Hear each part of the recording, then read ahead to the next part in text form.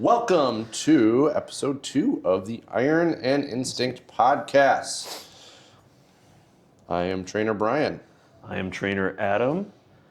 And episode 2. Episode 2, we are out of Alpha 1 Personal Training out of the Snap Fitnesses in Lakeville and Rosemount / Apple Valley, Minnesota. Don't get us started on which one to call it.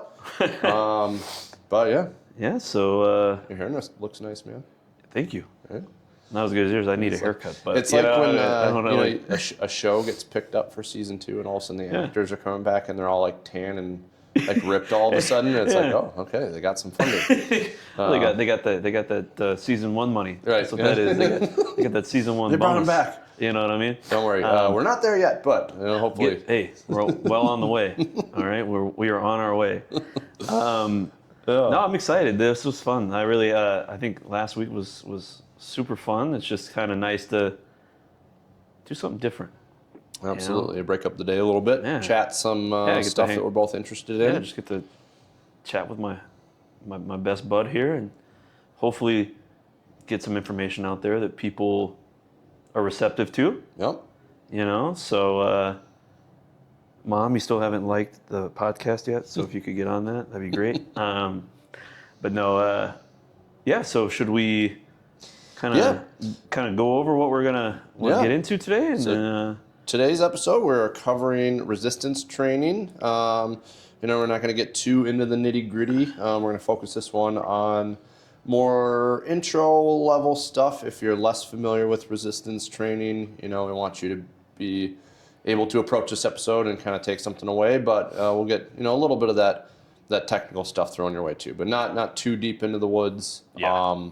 Kind of going over the basics. Yeah. Sometimes as trainers, we kind of forget, because we talk about this stuff all day long, like, well, what if you don't know any of this stuff yet? Like, where do you start? So sometimes it kind of takes you back to square one. Right. When you're like, where would I start with someone that doesn't know anything about it? Was kind of nice. Yeah, it's kind of nice, like, researching some of this stuff and going back on it and like, oh, yeah. Because you get clients, and over the years, you sort of like, you get the clients you keep for years and years. And then you sort of forget, like, oh, you don't know what you don't know. Right. Right? And like, how to simplify it. Because that's how I feel. Because then it's like, as you get more into it, you're like, you find all the cool exercises and like, you get like, oh yeah, we could try this and that. And then you lose sight of the basics. And without the basics, I don't think you're going to really be as successful. Right. So you got to start somewhere. Yep. Too, like, as you will go in your fitness journey with resistance training, you often find yourself like kind of going on this journey. Well, you're going to start with the basics, and then you're going to really branch out and try a bunch of new, exciting stuff. Yeah. And then you kind of just return to the basics. Because they are the best. Yeah. It's kind of like that wise master when he comes back and he just uses the staff. Yeah. Because he's mastered everything else, and that's all he needs. Is just. Exactly. No, I mean, like 100%, because it's like, I've kind of gone back to that. Like, sometimes, man, just even a simple body weight, exercise routine can be just as fun. Yep.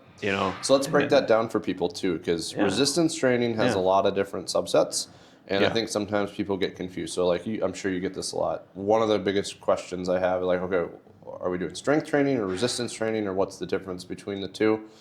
What I'll tell people, and we'll get back to your like body weight stuff. I didn't mean to cut you off there, but resistance training is the umbrella of all kind of resistance training. So body weight will fall under there, strength training will fall under there, bodybuilding, muscle growth, stability.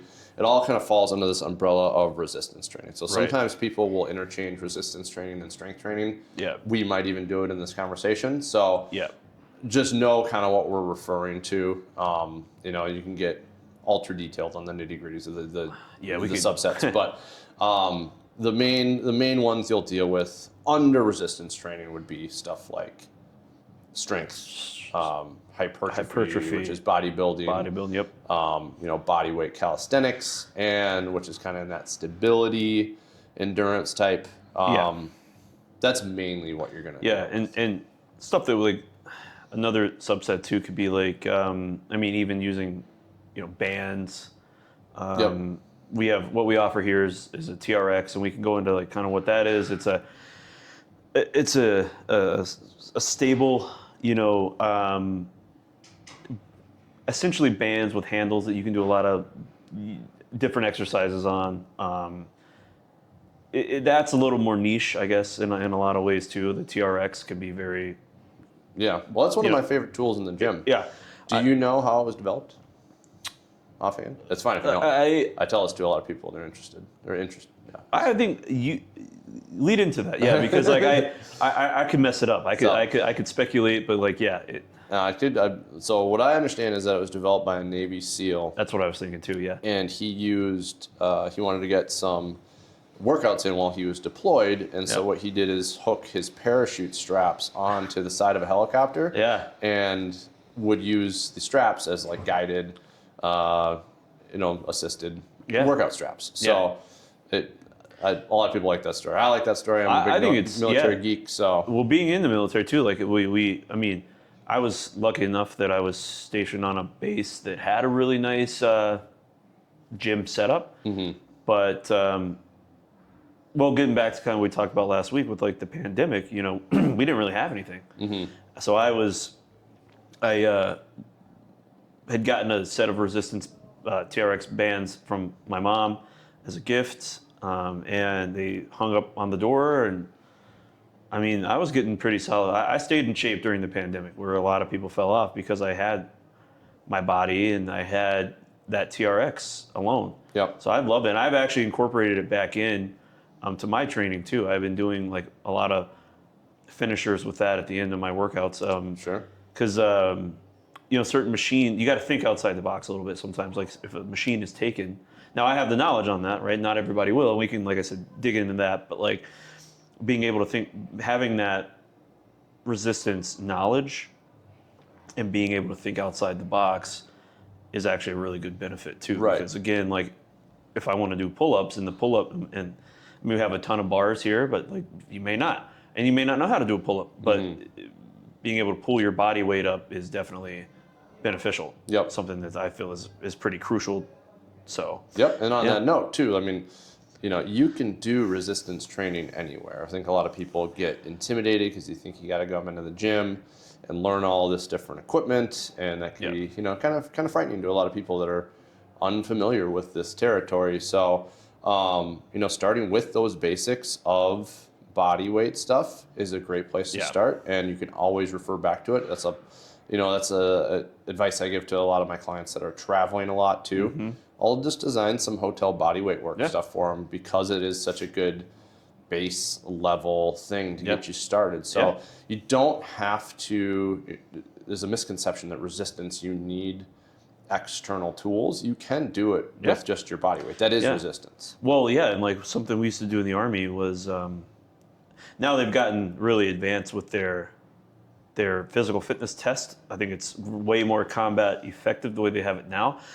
But a simple, like ours used to be, how many push-ups can you do in 2 minutes? How many sit-ups can you do in 2 minutes? That's going to measure your overall body weight endurance and strength. I always say we had a range like based on your age and all that. Like you had a certain number you had to hit in order to pass, and then you if you hit a even higher number, then you would excel. And get like the perfect score was a 300, which I love 300. So like a perfect score is 300. So you always, if you wanted to just do the minimum, hit the minimum. If you wanted to excel and like really do that, you hit this number, and then it was running your 2 miles in a certain amount of time. Yeah. And that was it. We never had equipment, and literally it was designed that way because you could do that anywhere. Sure. That translates to overseas when you don't have anything. So that's why it was the way it was then. Now they've gotten way more advanced with it, but I could do a whole episode on. But on that note too, I would imagine that it allows all walks of life preparing for the military to train for it. You can do all that stuff in your house. if you're coming from a less fortunate background or something. So there's it's kind of an equalizer. Yeah, I mean, test. One of the things we do here, and something that I do with my clients is like a plank. Yeah. How long can you hold this plank for? And that's an easy way to progress too. Like, okay, well, I held my plank for 30 seconds. Okay, next week, let's add another 5 seconds to it. And then the week after that, let's add another 5 seconds. And then before you know it, you're holding like a 3-minute plank. You're like, it's nothing. Sure. You know, we're not going to go hardcore like I think the guy was a former Marine or something that held it for like 8 hours. I think he ended up beating it too. Yeah. But yeah, if you guys don't know this, the world record plank, at least at one point, was 8 hours and 15 minutes. Yeah. That extra 15 minutes that he just decided to do after the 8 hours, I've never seen anybody do that. Yeah. So that is just I mean, he was just there. The insanity of that metric is just mind-boggling. Yeah. Like, if you guys want to check it out, it's pretty cool. Yep. If you can make it through the whole like video, I mean, it can be boring, but for guys like us, I mean, I'm a nerd about this kind of stuff. It's like, I mean, if you can hold a 2-minute plank, just feel that, and then just times that by 8 hours. It's like, that's insane. Yep. That's a full work day, and that guy was just in a plank. Yep. So it's pretty cool, man. It's pretty cool what the body can do. Yep. So, and that's the point. Like, you can do this stuff anywhere, and I would categorize body weight stuff, since we started there, as kind of under the stability subset of resistance training. Stability training is typically slower movement patterns. Yep. You're getting the joints strong first. I call it laying the foundation for my people.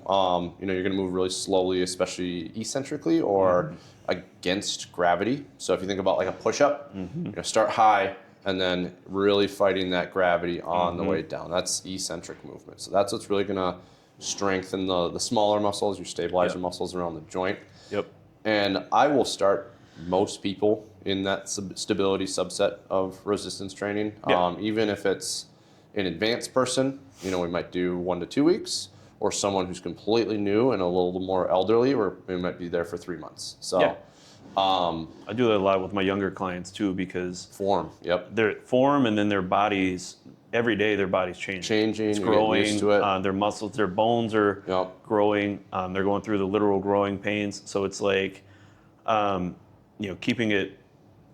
I mean, my first month with them or so is just getting the basics down, learning how to squat, learning how to do a push-up, and then progressing from there. Yep. Because if you don't have a good foundation, you're not going to do well. Like jumping. Essentially, I always say, like, when you're learning to swim, you're not thrown in.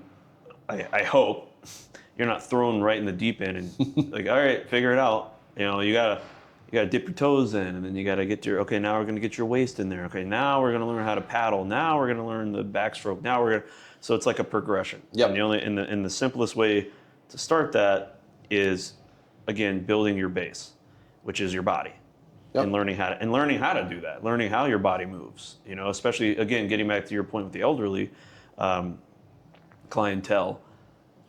Maybe they were super athletic all through their 20s, 30s, 40s. Now they're in their 50s and 60s, and they got their big boy job, and they just sit a lot. You got to retrain that body on how to move. Yep. And especially important for that ex-athlete type, because what we see a lot with those people is your big muscles, your prime movers, they stick around for a long time. So they'll want to they'll come back and they feel really good and they want to go hard. But your smaller muscles, the stabilizers, like I've talked about with stability, they have atrophied. So your body is producing force that your joints can't handle, because your big muscles have stuck around as they tend to do, but your smaller muscles have atrophied and gone away. They're not there. Yeah, what I've noticed a lot with like former soldiers. I train a lot of former soldiers, and the biggest thing that has gone away with them is their core. Yeah, oh yeah. So like all building and the thing is that people don't realize, like, your core is paramount for everything we're talking about. Yep. Without this, that's when your back goes out. Then your back has to take over for lack of your core. So then you're throwing your back out. Oh yeah. And we're in shoveling season here in Minnesota. So like, if you don't have a strong core, you are seriously done for. Yep. So that's a big one that I focus on with a lot of my clients all across the board, because I'm noticing that over the years, like, more and more sitting, less movement, and not everybody sits properly. Right. They're not sitting upright. They're hunched over a computer, or we're doing this all the time. We're like this, and we're like, okay, I got to take a call and this and that. So shoulders, core, hips, for sure. All those, for me, those are the big areas I like to really hammer. Sure. And again, those are the stabilizer muscles that we're referring to. So. Yeah. Yep. The next one I kind of want to talk to you about. This is most people's favorite, I'd say, is hypertrophy training. That's your boy over here, right? Yeah. Oh yeah. Hypertrophy training, as we kind of mentioned before, is kind of the bodybuilding training. So, adding lean muscle mass. A lot of people would refer to as your bro splits or your bro lifts. Yeah. But it's very enjoyable. And tell me like a little bit about like your favorite parts about hypertrophy training. What do you see that as? So for me, and I can get into like ranges and stuff like that. For me, the thing I like most about hypertrophy training is you can take lighter weight and really like you can push it to like 30, 40, 50 reps and still see a good amount of results. Like you don't need a ton of weight. Nope. Like you don't need to be putting 300 pounds on the bar and like, okay, I'm gonna go do this for one. Like you can go smaller, and what I like about it is there's more variety. Yep. There's a ton of variety within these realms. Let's say you just take your back, for instance, all right? I mean, I could go out there right now and bang out 3 sets of like 30 pull-ups, and I could be done. I could call that a workout. Right. You know what I mean? I can go out there and bang out, different variations of push-ups, and I just did a chest workout. Like I don't need a ton of stuff with it. Yeah. That's what I like about the hypertrophy stuff. And then you do see a lot more. I find that I get a lot more benefit from hypertrophy work than just power, and we can get into the power side of it. But like I get a ton more benefit out of the hypertrophy style of it. Most people are going to land in kind of that you'll work with. They're going to land in that hypertrophy zone. Just the amount of realistically the ability to do it because it's easier on your joints than say strength and power training. The desired goals, which is typically, for a lot of people, it's physique, body recomposition, and for the health aspect, because as you're growing muscle, you're going to have increased insulin sensitivity, and all these good metabolic effects. You're going to get a lot hungrier a lot of the time. When you start to put on muscle, your metabolism increases. Really good for metabolic dysfunction. Just across the board for broad spectrum of people. This is kind of going to be your long-term sweet spot. I would say. And then what I find is I'm able to, I can recover more. From doing hypertrophy work. I don't need as much rest time in between as well. And I do find that I can, so I guess in a nutshell for me, what I like most about hypertrophy type training is I can do that multiple times throughout the week. And I can do that because I'm able to recover from it a lot faster. And you can split it up in ways. When you hear people talk about push-pull legs, upper, lower, these are splits that are typically done for hypertrophy training. I mean, that's actually funny you say that because that's actually the split that I run. So I like to change it up every so often. I'll kind of change up my program, but the program that I seem to just keep falling back on that has yielded me the best results over the last year for sure has been the like push-pull legs and then like an upper and a lower. Sure. Because then what's nice about that is you're hitting multiple parts of your body multiple times a week. And I find that is when you're going to see the most growth is like, sure, the bro split works to a point. It's a good minimum, I feel like. But where I feel that it lacks is that you're not hitting body parts multiple times a week. And that's the only way you're going to really see results, I feel like, is you need to be hitting your body parts at least twice a week. And let's break that down a little further for people that don't know what push-pull legs is. Push-pull legs is a resistance training split that you can do. By split, I mean this is what you do for each workout day of the week. So a push day is all of your pushing muscles, which is your chest, your shoulders, and your triceps. Your pull day is your back and your biceps typically, and then your legs are everything, lower body. Right, lower. And then you can go even further with that too. You can kind of split it up. Like if you're lagging in a certain part of your, because your legs are your biggest part of your body. Yep. So that's why I feel like as much as people don't want to do it, legs don't skip leg day. Don't skip it. Legs are important. Yep. In fact, that's the day that you can eat a little more because you have a lot more output that day. Output. And you have twice as many androgen receptors in your legs as your upper body, so the potential for growth is about double. The hormonal increase that you get from it, there's no reason to skip one. It's the most important, probably. You know what I mean? Yeah. I mean, yes. So it's not fun, but. And then you can, it's not fun. No, it's not. I mean, that's a grind. Like, for instance, today was supposed to be my leg day, and I just was not, my body just wasn't feeling up for it. So I decided I don't want to sacrifice a leg day. Yeah. And just go through the motions. I'm gonna rest, and I'm gonna hit it hard tomorrow. Sure. So it's like you need to be well rested and recovered because that's gonna be your big boy throughout the week. Yeah. But yeah, no, and then what I like about the hypertrophy style again is if you are lagging in a certain area, you can really have fun with that. Yeah. So like if your leg day, if hamstrings is something that you're not, hamstrings is back of your legs, quads, obviously front of the legs. If you're lagging in your hamstring area, right, you have really tight, if you have tight glutes, if you have tight calves, things like that, that would be a good thing to add in and prioritize that. Yeah. And you can play around with it a little more. Yeah. It's more variety. Sure. Is what I mean, obviously my bread and butter is more the power. It was the power side of it, but now that I have 2 kids and right. I'm creeping up on 40, for me staying healthy and staying recovered as best I can is paramount for me. Sure. So that's where I like the hypertrophy style. Yeah. Let's get into strength training a little bit, which is oddly enough probably the most referenced verbally, but probably the least amount of people do true strength training. Now, before we get into these, you are going to get aspects of these spectrums in any kind of training. So like, don't think that because you're only focused on hypertrophy training that you're not getting stronger, and that you're focusing only on strength training that you're not gaining muscle mass. You are.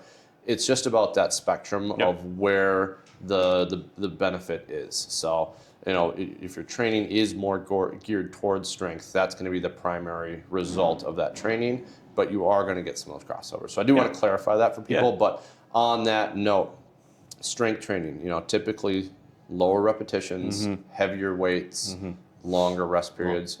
Who would you say is like the primary people that you see focused on strength training? Athletes a lot. Yeah. Athletes, your power lifters, like your competitive, anyone that's, I would say competitive. Whether it's that, and I don't mean athlete in terms of like sports. I mean athlete in terms of like your Olympic lifters, your power lifters, people like that. Yeah. So anyone that kind of does something like competitively, I feel like they really benefit the most from like strength training, like your heavier weights, your lower repetition type training. Yeah. But again, hypertrophy is a good part of that because a lot of your secondary movements, you wanna preserve your joints so that you can compete at a high level. Sure. So if you just go in and you only hit heavy movements, your central nervous system, your CNS, you'll probably hear that a lot with us, reference our CNS, your central nervous system. I typically like to explain that in detail with my clients about what that is. Like why did I feel so worn out and all we did was a heavy squat day? Right. It's because we only did a heavy squat day. I put a lot of load on your central nervous system. Yeah. So it's hard to recover from that. Yep. So that's where throwing in like a hypertrophy day alongside your heavy days is like not a bad idea to do. And conversely, with hypertrophy training, if you're not doing any strength work, you're going to hit a ceiling. You're going to stall out on those hypertrophy numbers where you just can't quite get the numbers up anymore. And that's when it's good to kind of visit some strength work, bust past that ceiling, and then continue on your hypertrophy journey. So, having a mix of all of these is really important. But, as we know, as people typically do, they'll fall into patterns. So this is why, working with a trainer is really important, as well as we can kind of identify where people are lacking, what's going to get you past that plateau, and design that program accordingly. Something that I've kind of been playing around with, and just did some research on it too, but it falls right along with this, is I've kind of been designing a 2 to 3 day plan, where one of those days is your big day. I call it your heavy day. And then I've got your medium day, aka your hypertrophy day. And then I've got like your lighter day. And that's going to be more of the smaller muscle groups and with higher reps, less rest in between, so that way you keep the heart rate up. Kind of almost incorporating a little bit of cardio into it, as well. And honestly, I've been getting a lot of good feedback on it. So, and that's some advanced programming right there. Again, one of the many benefits of working with a trainer. So don't feel like you have to start there.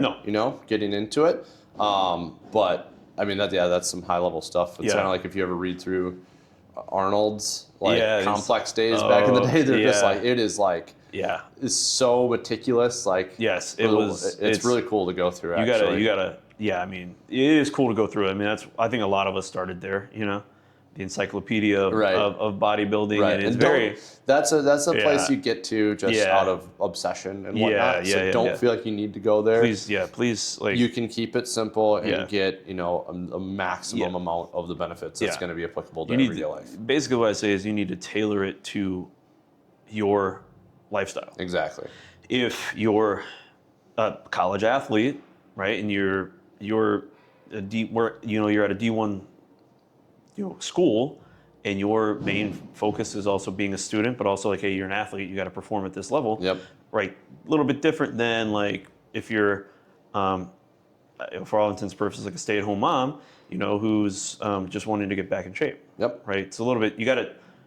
No matter what we tell you, again, this is where a benefit of working with a trainer does come in, because we can kind of tailor it for your life situation.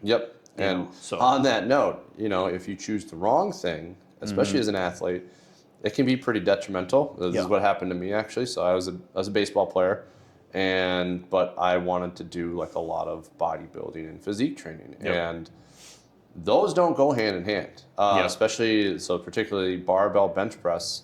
For baseball is a big no-no. So what happens is it tightens up your rotator cuffs, and you lose a lot of that force velocity. So my throwing arm got pretty jacked up because I was doing so much bench press. Like the hitting was still fine, but that was really detrimental to my career long term, and nobody told me that. And the same thing was like that. And they've gotten better in the Army now. They're a little more educational with that because of the new program that they've rolled out. Same thing happened with me. I was focused more on like, I want to be strong, and I wasn't focusing on like my hip flexors. I wasn't focusing on my running, really. Like, and then when it came to test day, I'm out here banging out a crap ton of push-ups because, I was doing all that. But then as soon as I go down to do the sit-ups, my lower back's tightened up, my hip flexors are shot, and then I got to go run 2 miles, and I'm like, I didn't have any. I didn't have any direction. I didn't have anyone that. In that moment, I should have been like, I probably should get someone to help me with this, but I didn't. Being a cheap college kid, I was like, I'm just gonna figure it out. And this is before all the cool, internet stuff that we can look up now at the touch of a button. So I really did damage in my 20s to where now in my late 30s and going into my 40s, I'm course correcting and trying not to go into my 50s and 60s with all of these crazy issues. You know what I mean? So, and that's the importance of goal setting. We'll get into the goal setting on a different episode, but like knowing what your goal is and tailoring, your training around that is super important. Just having that idea so that you're just not going in and, throwing stuff against the wall and hoping that it sticks. Yeah, so for sure. As far as like frequency of resistance training, what do you like to do with your people? Like if there's a beginner walks into the door, what are you doing with them?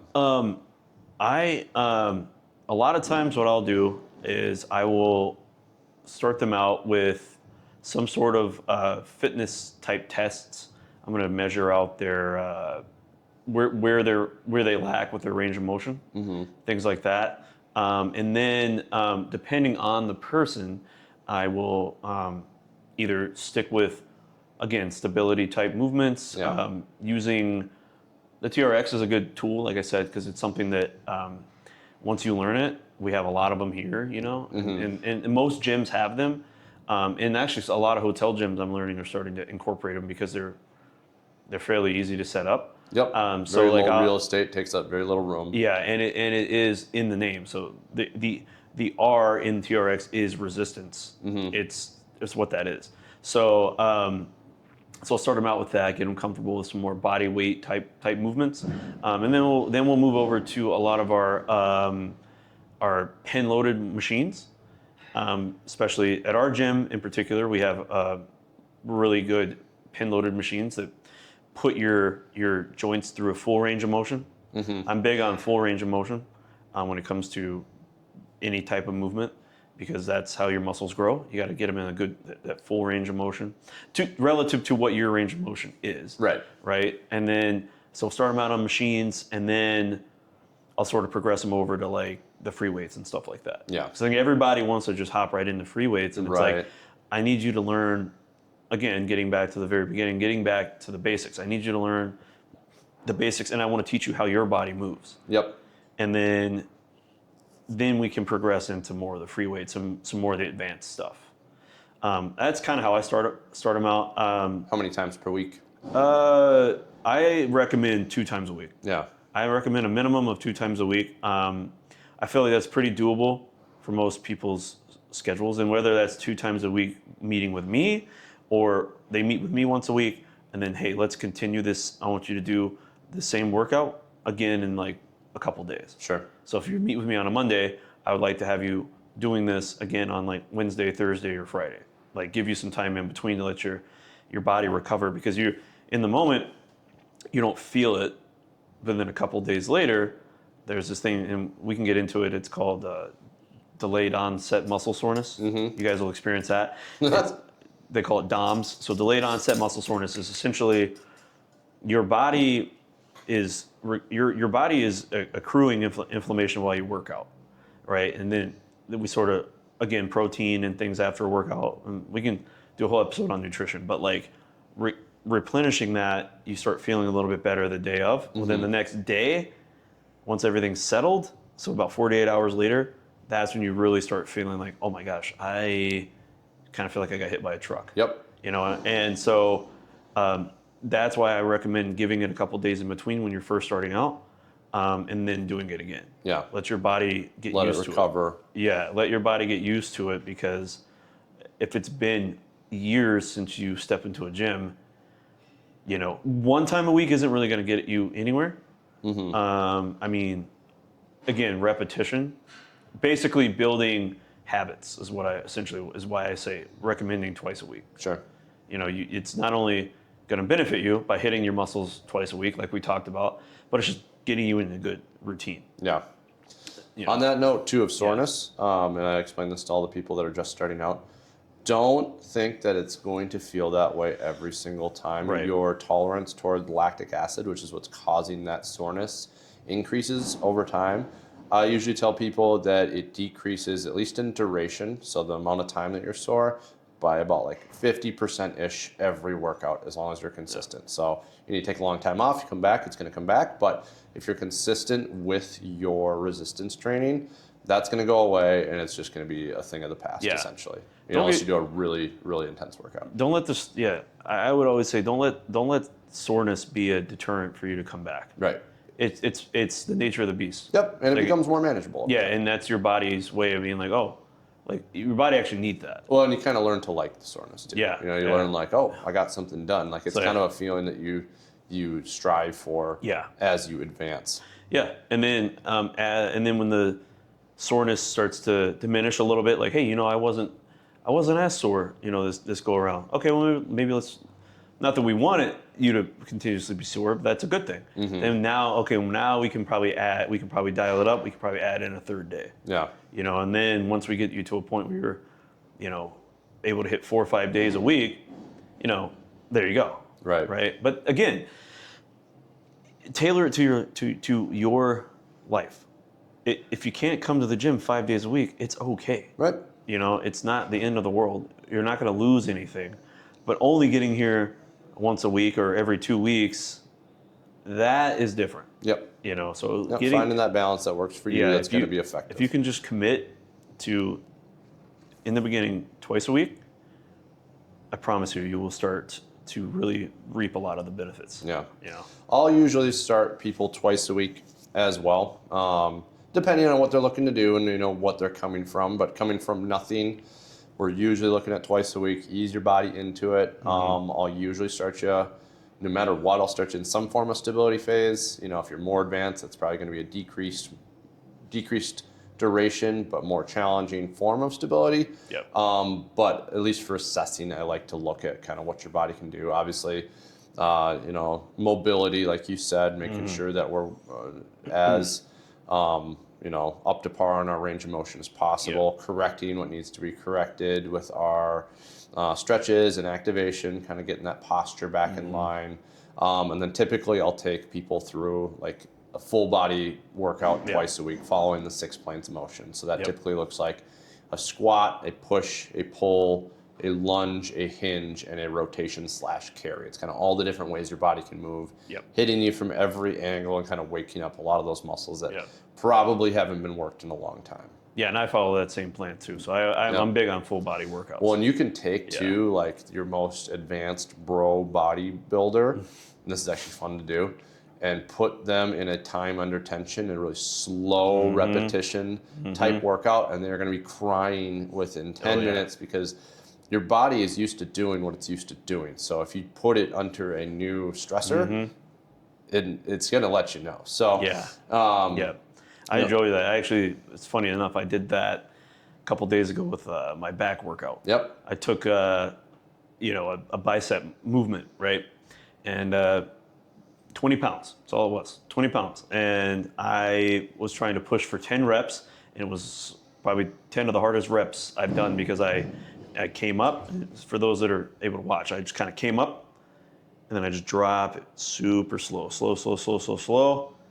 and come up.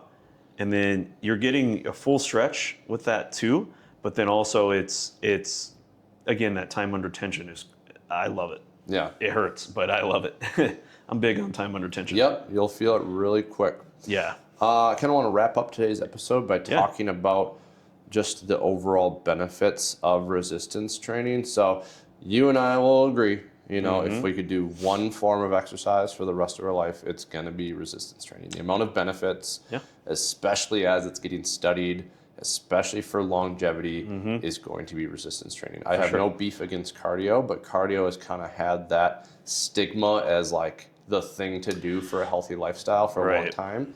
And if you're in the business, you're just going to understand that it's simply not true. The benefits are there. Don't get me wrong. You should do cardio, but it pales in comparison to the benefits of resistance training. Yeah. What is your personal favorite benefit of resistance training? I would say, ironically enough, not having to worry about like breaking a bone. Sure. Like injury prevention. Injury prevention. Yes, that would be it overall. Like I'm not worried about if I fall, am I gonna crack a hip or something? Because kind of one of the big benefits of resistance training is it increases your bone mass. Yep, your bone mineral density. Your bone mineral density gets increased exponentially. Yep, it's a super resistor against osteoporosis. Yeah. So, and then obviously, for the aesthetics part of it, sure, I like like to look good, I like looking good in a shirt. Yep. So like, there's that too. Yeah. But for me, it's that's the here and now. But yeah, I mean, like, I would not mind being like that really jacked, cool grandpa that people are like, hey. It's hard to pick out just one benefit, Right, like right? that. Right? That's your grandpa. Like, right? How old is he? Yeah. Right? You know, like I like to keep people guessing. You know, with my age. But I would say that the overarching, because having stronger bones, especially in the wintertime, where you have more of a tendency to slip and fall, Yeah. and not having to worry about that is pretty huge for me. Yeah. So I'd say for me, that's why I do it. Yeah. A big part of it. Yeah, and just feeling, and for me, it's like just being able to do everything that I want to do in the best way possible, you know, as I'm getting older. Now, I guess it's different for me personally than what I see for my clients. When I see for my clients, the favorite benefit is by far the metabolic effect. Metabolic dysfunction is probably the number one thing that is just killing our people right now in this country, some form of metabolic disorder. And the antidote to that, or at least a big part of it, is increasing your muscle mass. So seeing people's A1C go down, you know, seeing their resting metabolism go up, that for me is my favorite. They feel like someone gets off of their medication because of the training program.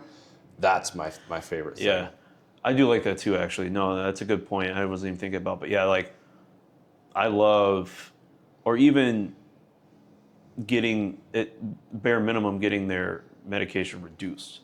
Yeah. Yep. Like, hey man, I was on like 3 blood pressure medications. Now I'm down to like 1. Yep. And I'm like, great. You know, let's through resistance training. All through, you know? all through resistance training. It's just, it's vast. Right. You know, and it's crucial. So just for kicks, and I think this is a good place to leave off today. Yeah. Earlier today, obviously we can list off endless things that we find beneficial about strength training and resistance training, but I ChatGPT'd all the benefits, and it kind of even shocked me. So I'm just going to read through the list, and you can. So starting with muscular system benefits here: increasing muscle size, increasing maximal strength, improving muscular endurance, preserving muscle during calorie deficits, improving muscle fiber recruitment efficiency, improving tendon stiffness and durability, increases intramuscular coordination, improves rate of force development, or your power, reduces injury risk, improves your posture and structural balance, getting into the bone side of things, increasing bone mineral density for osteoporosis protection, improving joint stability, strengthening ligaments and connective tissue, improving cartilage health through load cycling, reduced risk of falls later in life, which is huge for longevity. Huge. Metabolic benefits: increasing resting metabolic rate, improving insulin sensitivity, lowering type 2 diabetes risk, improving glucose disposal, improving glycogen storage capacity, enhances mitochondrial efficiency, improving nutrient partitioning, so more calories to muscle, less to fat, and then lowering your A1C. Cardiovascular, which a lot of people don't realize, but lifting and resistance training has a lot of cardio benefits. Lowering resting blood pressure, improving vascular function, increases capillary density, improves heart efficiency, reduces cardiovascular disease risk. Neurological benefits. This is huge, yeah. Improves motor unit recruitment, improves reaction time, enhances coordination, increases central nervous system efficiency, preserves cognitive function with aging, improves neuroplasticity, reduces risk of neurodegenerative disease. Hormonal benefits: increases anabolic signaling, improves testosterone sensitivity, improves growth hormone pulses, improves IGF-1 signaling, reduces baseline cortisol over time. Mental health benefits: reduces anxiety, I love that one, reduces depression, improves mood via endorphins, improves self-efficacy and confidence, improves stress tolerance, also a great one, Provides structured psychological outlet. So, if you have anger issues, you're coming into the gym, you're getting that out in the gym. I love all this stuff. Longevity and aging. Preserving muscle mass, which is huge because losing muscle mass is a huge aging component. For sure. Maintaining independence with age, doing what you like to do. Improving balance, reduces frailty risk, strongly associated with lower all-cause mortality, improves quality of life decades later. Body composition benefits, improves muscle to fat ratio, helps reduce visceral fat, improves muscle definition, improves body recomposition potential, helps maintain fullness during cutting. That's huge. Yep. Recovery and work capacity, improves lactate buffering, improves recovery between efforts, increases work capacity, improves fatigue resistance, enhances ATP regeneration efficiency. Essentially your energy output. Yep. Yeah. Cellular level benefits, improves mitochondrial health, improves cellular insulin receptor sensitivity, improves muscle glycogen storage, increases antioxidant defense enzymes, reduces systemic inflammation, improves satellite cell activation or muscle repair. And then lastly, practical life benefits, makes daily life easier. So that's also one of my favorite things is when people can do functional tasks better. Like all of a sudden I was able to bring the water softener salt downstairs. That's the one I get often. Yeah. Improves resilience to physical stress, reduces risk of back pain, improves sleep quality, improves physical confidence, and improves your physical presence. Yeah. So, if you had any doubts on ever trying out resistance training, there is no time that is too late. The benefits are there waiting for you, and do it for a few weeks and you're going to fall in love with it. There's very rarely a case that if someone sticks with it for 2 weeks to a month that they don't just love it and love how they feel. And there's nothing wrong with putting yourself first in this aspect, because one thing that I've always learned is if you want to be a better you have to improve your overall health. Yep. Because the only way you're going to help others is you got to help yourself, and this is the best way to help yourself improve. And that's huge, tons of benefits. I mean, look at that. You do a whole episode just based on that. Right. If we did a deep dive in each one of those, that's a season right there. That's a whole. I mean, we could break that up into 5, 6, 7 different episodes. But in a nutshell, I can speak to a lot of these. I've done bodybuilding competitions where I've had to be in a deficit. Felt like absolute garbage, but was able to maintain extreme muscle mass, and really working out was the only thing that got me through. And working out really is a lot of times it gets me through a lot of hardships. For me, it is it's like taking an antidepressant pill. It's just, I mean, I can't speak to it more than that. It's just it's so beneficial. So get out there, folks. I think that's a good place to stop. Yeah. We'll be back here in 2 weeks with another episode for you. Hope you tune in, and thanks everybody. Yeah, thanks guys. Appreciate it.